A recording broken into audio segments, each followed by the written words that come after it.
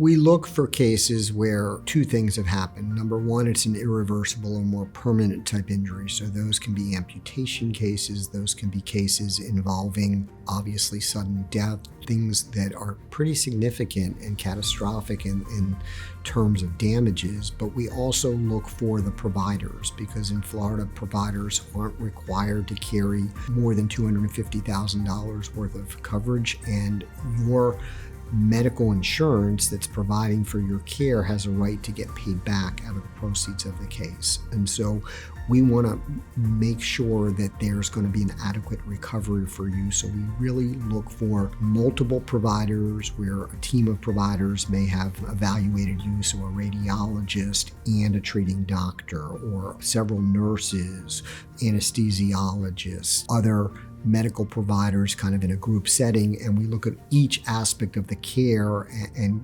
connect it to what injuries you've sustained. But generally speaking, we're looking for those not such isolated provider cases, but cases where there's multiple actors and where there's significant amount of trauma or damage from the alleged deviation. And we obviously have to then look at whether or not we can prove that it caused those damages, because just because there was an error doesn't always mean that we can prove the causation aspect. But we look at cases with amputations, look at cases with birth injuries, look at cases with any death or catastrophic permanent injury, blindness, paraplegia, these types of injuries, so spinal injuries. We run the gamut on all sorts of different ailments and injuries that we've looked at over the years, and they come in all sorts of forms. We see a lot of cases where we have radiology interpretations that are not adequate. We've got cases where we have insertions of different medical equipment. I had a young boy once where